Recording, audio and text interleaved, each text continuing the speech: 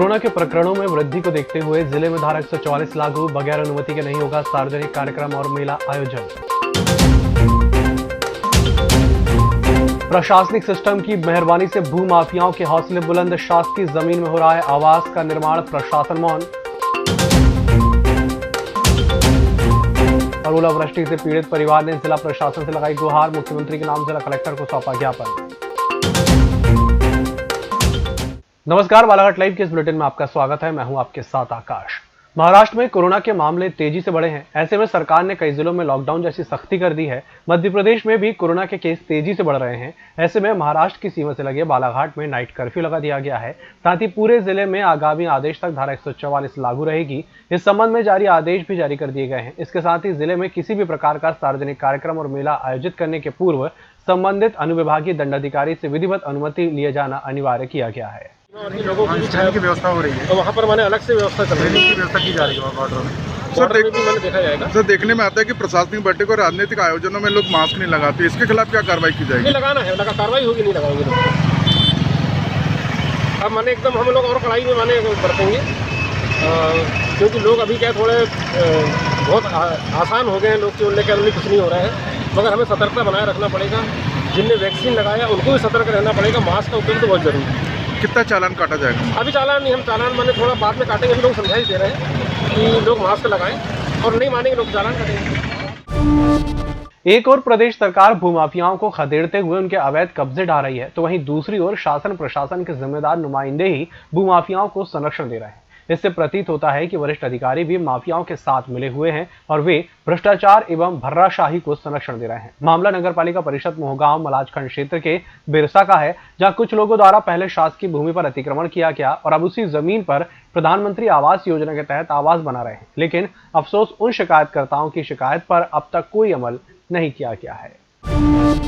जिले की बिरसा तहसील अंतर्गत आने वाले दर्जनों गांव में बीते दिनों ओलावृष्टि से ग्रामीणों की फसल और मकान की क्षति हुई, जिससे पीड़ित परिवार ने आज जनसुनवाई में पहुंचकर मुख्यमंत्री शिवराज सिंह चौहान के नाम जिला कलेक्टर को ज्ञापन सौंप गुहार लगाई कि पीड़ित परिवारों को उनकी फसल का मुआवजा और मकान क्षति का मुआवजा दोनों दिलाया जाए।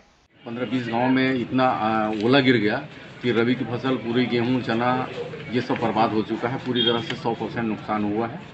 और हमने तहसील ऑफिस में ज्ञापन दे चुका है। 17 तारीख को, 16 तारीख को ओलावृष्टि हुई, लेकिन अभी तक कोई पटवारी वगैरह खेत में कोई सर्वे वगैरह नहीं हुआ है और गिरदावरी भी ढंग से नहीं हुई है।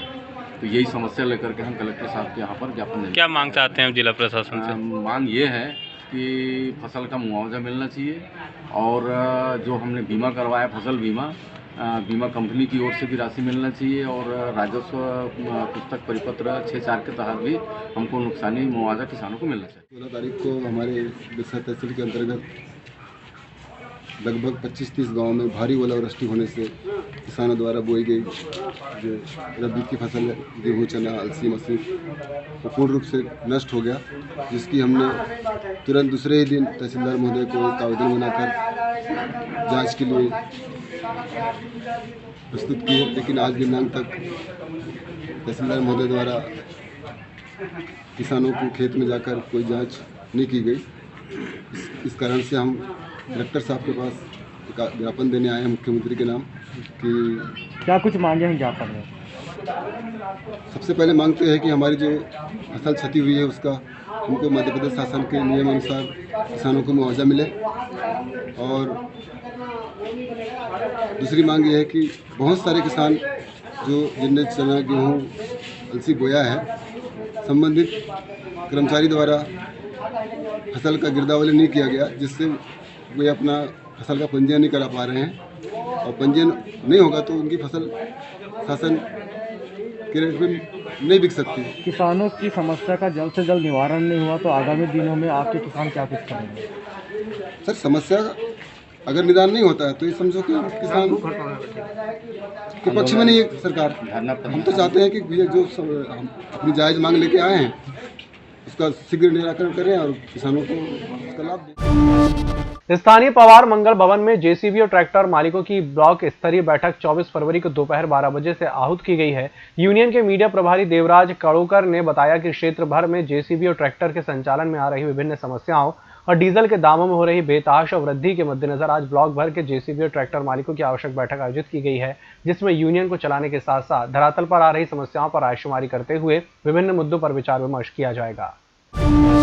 बालाघाट जिले के स्वच्छताग्राही संगठन ने अपनी मांगों को लेकर मंगलवार को जन सुनवाई में पहुंचकर कलेक्टर को ज्ञापन सौंपा, समस्या का निराकरण करने की मांग की। प्राप्त जानकारी के अनुसार कोरोना महामारी के दौरान स्वच्छताग्राही के द्वारा ग्राम पंचायत में लोगों को कोरोना वायरस और सफाई को लेकर जागरूक किया गया था, जिसके बावजूद स्वच्छताग्राही का मानदेय प्राप्त नहीं हुआ। इसी संदर्भ में स्वच्छताग्राही द्वारा ज्ञापन सौंपकर मांग की गई। सभी ने अपने अपने ग्राम स्तर पे अपने कर्तव्य निष्ठा के साथ पूर्ण कर्तव्य निष्ठा के साथ कार्य किया, ग्राम को ओडीएफ कराने में मदद किया, ग्राम में साफ सफाई और शौच से मुक्त करने के लिए ग्रामीणों को जानकारी दी। उसके बावजूद भी अभी तक ना हमको किसी प्रकार का मानदेय दिया गया है और नहीं आगामी समय में कार्य दिया गया है।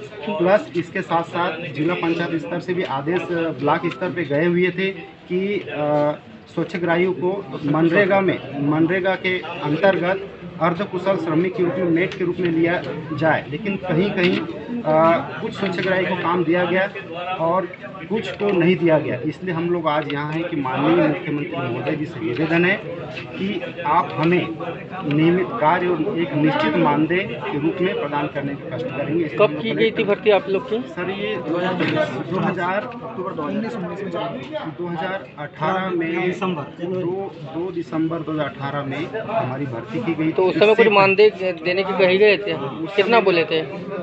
उस समय सर 200 रुपये काम के हिसाब से सर हमको मानदेय देने की बात कही गई। तो पूरा मिला था जब तक? उस समय मिला था, लेकिन उसके बाद भी और काम कराया गया, लेकिन उसका मानदेय नहीं मिला। अच्छा, अब काम भी नहीं मिल रहा है और मानदेय भी नहीं मिल रहा सर। और कोरोना काल में कितने महीनों से बेरोजगार बैठे हो? लगभग सर 1.5 साल। बुलेटिन वक्त चला, छोटे से ब्रेक का, जल्द हाजिर होंगे। हर घूंट सेहत से भरपूर, without sugar, without caffeine and with natural tea colour. Ayur Amrit herbal tea अपनाइए, जो हृदय के लिए रामबाण औषधि है। अब टी नहीं, सिर्फ आयुर अमृत हर्बल टी। ब्रेक के बाद एक बार फिर से आपका स्वागत है। कोतवाली थाना क्षेत्र के गायखुरी स्थित पॉलिटेक्निक कॉलेज के पीछे कुएं में 35 वर्षीय युवक का शव पुलिस ने बरामद किया है। जानकारी के अनुसार गायखुरी निवासी लापता युवक की परिजनों और पार्षद के ग्रामीण थाना नवेगांव में गुमशुदा की शिकायत दी थी, लेकिन मंगलवार को कोतवाली क्षेत्र के पॉलिटेक्निक कॉलेज के पीछे कुएं में एक अज्ञात शव पानी में डूबा हुआ दिखाई दिया। कल सुबह से लड़का गायब था। क्या नाम? बुसेक धानेकर, ये मेरे घर के पीछे ही रहता है। इसी कंप्लेंट भी हमने करे हैं कल रात में नवेगांव थाने में। अच्छा। तो इसको ढूंढ तो रहे थे, लेकिन अभी पता चला कॉलेज वालों के इससे कि इसकी यहाँ एक बॉडी दिखी है। तो उसको देखने से जो लग रहा है अभी वो उसी की है। तो कितने दिन से लापता थे? ये परसों कहने कल सुबह से रात से किसी को दिखा नहीं। रात में सब सोए थे, खाना खा के पता चला था। अच्छा। खाना खा के सोए हैं। तो यह जब सवेरे उठे तो इसके घर में इसके भाई ने बताया कि घर पे लड़का नहीं। तो ये शक हुआ। ये यहीं रहते थे कि कहीं गाँव के हैं? यहीं बाहर के रहने वाले हैं, लेकिन पिछले 20 सालों से लगभग यहीं पर हैं। अच्छा। क्या उम्र होगी इनकी? लगभग 35 साल। 35 साल का। क्या हो सकता है ऐसा जो ये अब ये तो परिदृश्य में पता चलेगा। थोड़ा सा बातचीत करना पड़ेगा। ऐसा लग रहा था कि थोड़ा सा मानसिक से था, परेशान था। अच्छा। घर वालों के अनुसार बताए अनुसार थोड़ा सा मानसिक में उसकी तकलीफ थी, लेकिन अच्छा नहीं लग रहा है, ऐसा कुछ बोल रहा था। लेकिन खाना खा के सो गया था, ऐसा घर वालों ने बताए थे। उसी को लेके अपने कल थाने भी गए थे, वहाँ भी सारी रिपोर्ट इसी टाइप की है। बालाघाट जनपद की ग्राम पंचायत कोचेवाड़ा में विकास कार्यों के नाम पर फर्जी बिल वाउचर लगाने का मामला सामने आया है, जहां निर्माण कार्य को अधूरा छोड़कर शासन की राशि निकाल ली गई। वहीं ग्राम पंचायत सरपंच सचिव रोजगार सहायक उपयंत्री की मिलीभगत से शासकीय राशि का दुरुपयोग किया जा रहा है। इसी तरह ग्राम पंचायत कोचेवाड़ा में बाउंड्री निर्माण कार्य और प्राथमिक स्कूल के बाजू में भवन निर्माण में कच्चे और गले ईंट का उपयोग किया जा रहा है। इस बुलेटिन में फिलहाल इतना ही। इसी के साथ मुझे दीजिए इजाजत। नमस्कार।